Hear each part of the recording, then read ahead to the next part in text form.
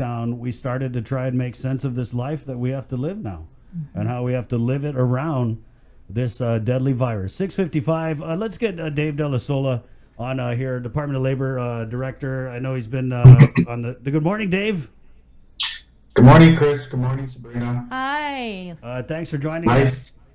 Nice new offices. Temper. You know, a little bit of paint goes a long way. All right. Could Dave. you imagine we were like painting stripes? You know, okay, your turn, Chris. Okay. I had the little paintbrush, and I was putting in the wood grain effect. Dave, we wanted to bring you on. You're regular on containing COVID, and obviously it's been a few weeks since we were able to get a pretty in-depth update on the status of just the whole PUA process. So we're going to give you the floor, and if you could just give us some numbers and tell us where we're at. Okay. Last week we released the sixth batch, which was about $17 million. That's hitting the banks and mailboxes now. I've gotten a few people that have come up to me and said that they've gotten their paper checks. So that batch is mailed and hitting and doing well. The batch before that was our largest, which was 54 million, and that's already out. That was 1,600 checks included in that one. And then before that, we did about a total of 700 checks before that. So we're in about the mid 2000s as far as checks. And of course, we've done tens of thousands of electronic funds transfer. This morning, or tomorrow morning, I'm sorry, we should get the latest number of the seventh batch that's going out and going to be processed. That'll be all clean claims up to July 8th.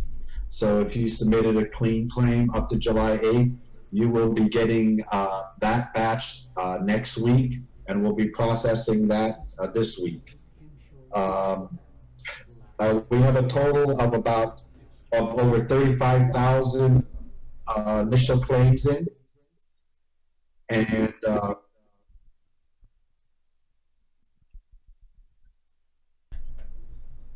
really good. There you go. I can hear you now. Okay. Okay. You said 35,000 claims filed so far? Yes.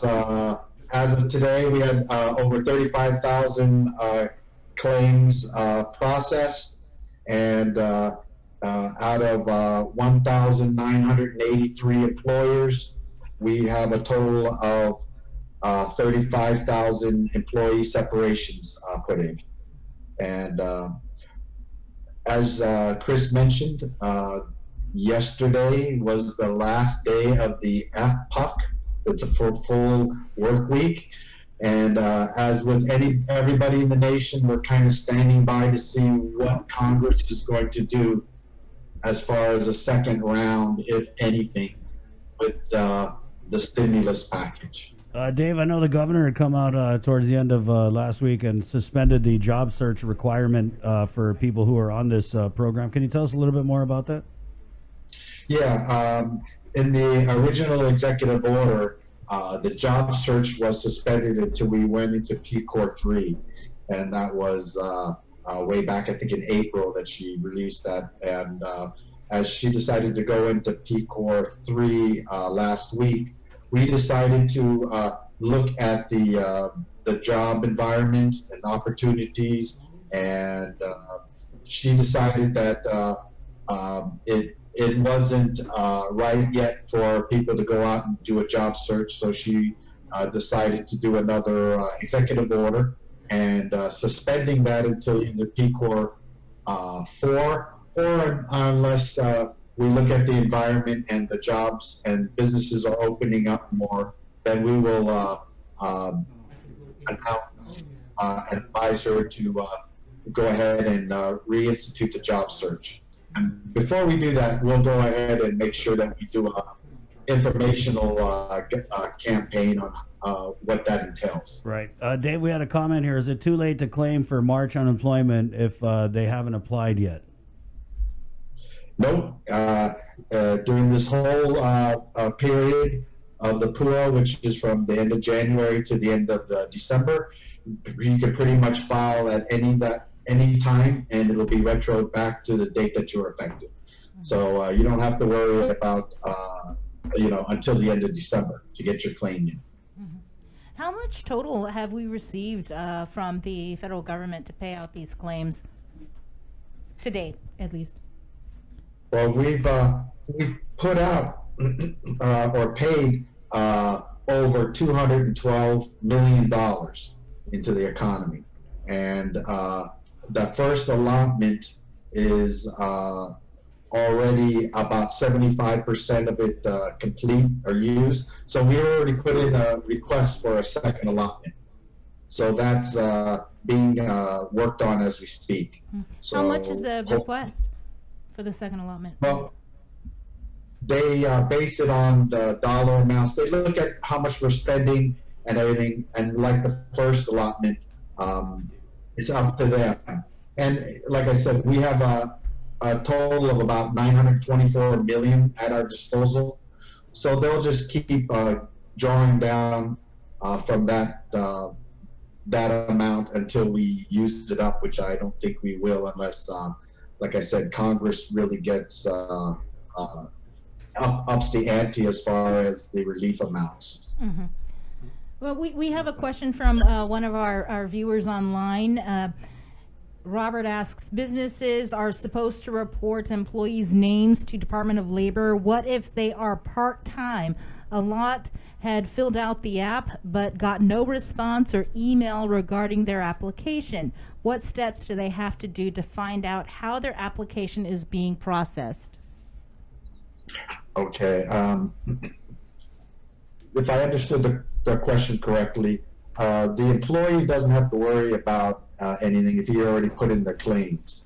So if the employer put in their employee information, then that's just for use for a dual verification for the claim to ensure the cut down on some of our fraud that we're getting hit with that I've mentioned previously. So the employee files a claim, puts in the documentation that he has. It could be check stubs or if he has a separation letter. But as far as if he's reduced in hours, then he would just continue filing his weekly claim, and we would probably just he would probably just get a reduced amount for assistance. Dave, we still get a lot of comments about people having a hard time getting their emails or phone calls returned. Manpower-wise, have you guys been able to figure out a workflow while you continue to process applications in terms of like answering those concerns and emails and phone calls and stuff? Well, and that will be an ongoing concern when you're dealing, even nationwide. You just have a huge number of people that are unemployed and trying to apply. And yes, we have made major adjustments. We've already plateaued as far as new claims, and our new claim numbers have reduced in numbers. We're getting more fraud claims than we are getting new claims. So we've adjusted the emphasis on problem claims and answering the phones. More people are there as we are freeing up. But yes, now you can come in and not only do new claims, but you can come in and take care of the problem claims. And we're addressing that and hitting over 1,000 a week. Wow. So we made significant inroads with that. Mm-hmm. I had another question here off the Facebook Live feed. Just wanted to ask what happens to the one who made a mistake on filing. How long do they have to wait? Is it until after, well, obviously, yeah, until after the mistakes are corrected. But is there a process for that, Dave? Because what I'm getting and just talking to people is when you announce that, hey, we paid up to this date, there are those people who haven't gotten their claim yet, and they're kind of left wondering, was there a mistake? So how do we, what would you say to those people who are, have filed on dates where you've already said that everyone got paid out and they haven't received anything? Well, like I said, about 1,000 a week that we're correcting in problem claims. And the problem claims could be a lot of things. Some people, every time we do a batch, we get several hundred with wrong banking information. And those problems will automatically be converted to checks. And the people can expect for the next batch to be batched as a check, and they'll be mailed out. And as far as even the 311 calls that we're doing now, we made adjustments to that. And if the problems are not real complicated, they'll correct those immediately. So everything is being adjusted now to concentrate on problem claims. Right. We will concentrate and just keep banging them out. But the numbers of the people are just really high. And, yeah, they're 1,000 a starting week? to shrink. I'm sorry? You said 1,000 a week? That's a lot. Is that At least. a majority of that human error or computer error or? Majority of the problems that we're seeing are human error. Oh, I see. What about out of the 1,000 problem complaints, are how many of those are fraud or people trying to defraud the system? Well, just to kind of give you a picture of what we're dealing with, more than 50% of the claims that are coming in daily are fraud. Cool. And just yesterday, our total claims are higher than the employee separations. So you're going to see that gap get even more as the more fraud attempts come in. And the claims that we're dealing with now, the new claims, are mainly the ones that are the really hard to serve. We're like today, this morning, we have a batch of the local chamorros that are small businesses that necessarily don't make enough to file taxes. They have they do things that are just enough to survive for the week to week. They're the hardest to serve. They're the hardest to put in a claim. So we have a group of about 5 or 6 that are coming in, and that we're going to handle them special, just so to make sure that they are able to document as much as possible and self-certify whatever they can. So they could take anywhere from 2 hours or more to get a claim in. But those are the ones that we're looking at. But yeah, we are getting hit very heavily with fraud, and it's taken up a lot of our resources. As we, every time we do a batch, we try to run through the claims to sanitize the fraud out as much as possible. And it's, like I said, we have a team of people just doing that. So what happens when you guys discover that a fraudulent claim has been filed? What do you do after that? We just, as it stands now, we're putting a hold on those claims. Right. Yeah. And we got the feds coming up right after you, Dave, to kind of really go into the fraud issue. Yes, I see. But I can't confirm or deny that I have ever met anybody. All right. That got a laugh out of. Personally, or for the program. I'm sorry, I can't get into that. Okay. All right. But yes, we've reached out both with the FBI, and I've had a lot of good conversations with the OIG, the Office of Inspector General. They got $26 million funding just for the PUA program to go after fraud. Wow, so you're down with OIG? Yeah, you know me. Yeah, you know me. That's right.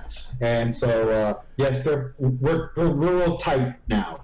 And so... Like this. Those are my peeps. OIG! Yeah, the fraud is coming in strong. It's funny, a lot of the local fraud are being reported on our fraud hotlines. Mm-hmm. Girlfriends mysteriously getting on payrolls. Yeah. Chapmas. Chapman didn't get her cut. Yep. Chapman didn't get her cut. That's it. So, but yes, the fraud lines are working, and letters coming in, people reporting that they're aware of fraud. All these claims are being put on hold, and are going to be addressed as resources free up.